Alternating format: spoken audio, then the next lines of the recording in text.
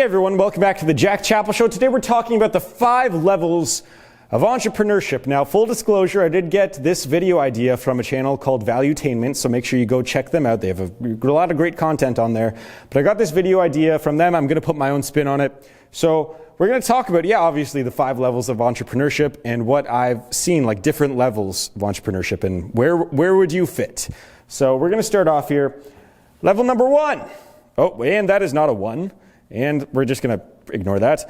Level number 1 is something I call the dreamer. The dreamer. All right.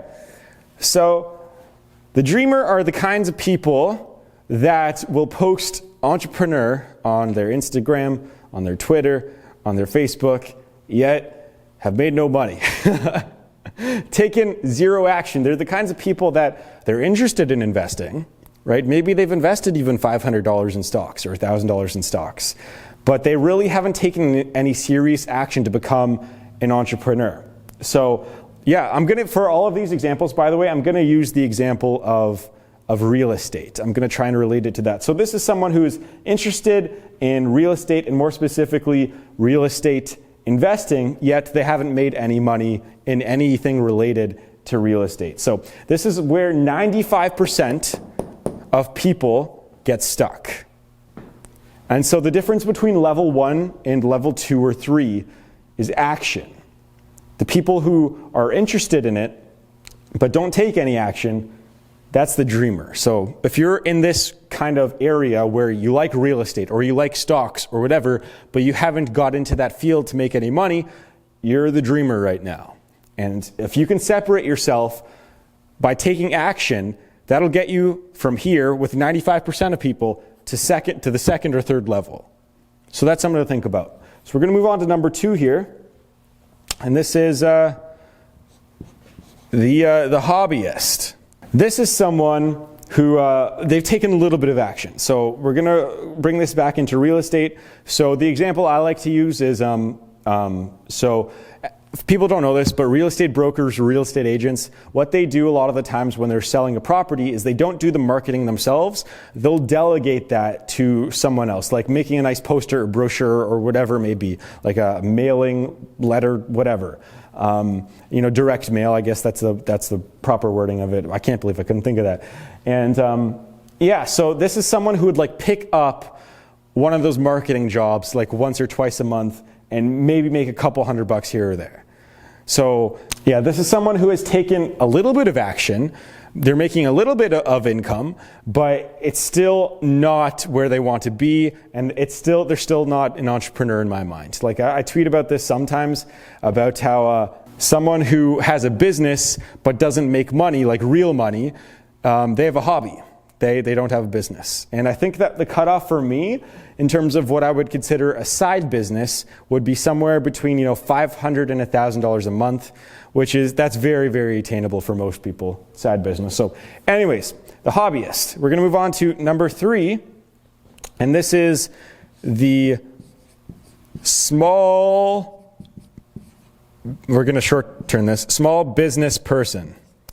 This is where you're officially in the side business category. So this is something, you've taken some action, you have some interest in it, obviously. You're making $1,000 to $2,000 a month, maybe a little bit more.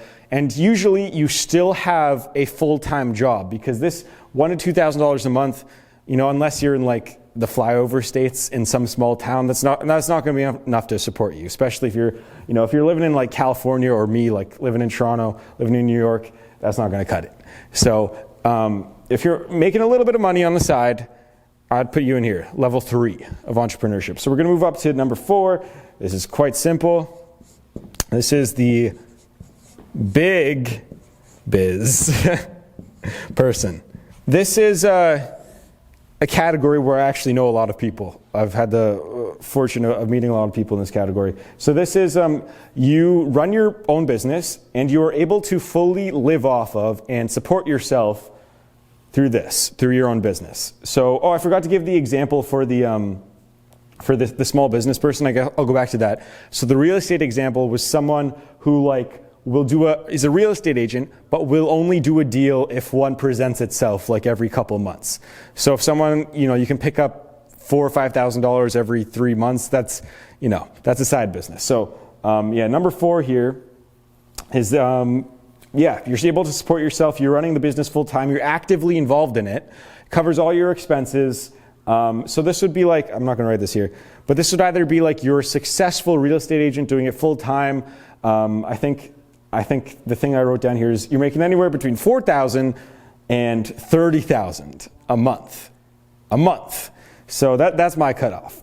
So you're either a super successful real estate agent. Lots of people in New York, like $1 Million Listing, those people on there, $1 Million Listing, LA and New York, they can easily make way more than 30 grand a month. They can make 30 grand in a day.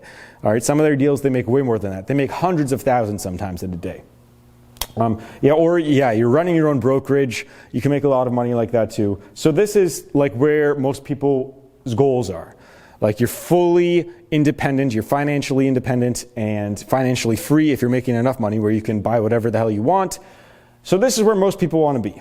But what's number 5? Number 5 is the investor. This is where you would get like when you appear on Shark Tank or Dragon's Den. You're one of those 5 people. So you reach this point when you're making, beyond 30 grand a month, you're in the 1%. With full certainty you're in the 1%. You're usually passively involved in a lot of businesses, but you are involved in all of the big decisions. So for example, like you're running the real estate company, you're running a real estate brokerage, sticking to real estate. Actually, a better example would be real estate investing. How about that?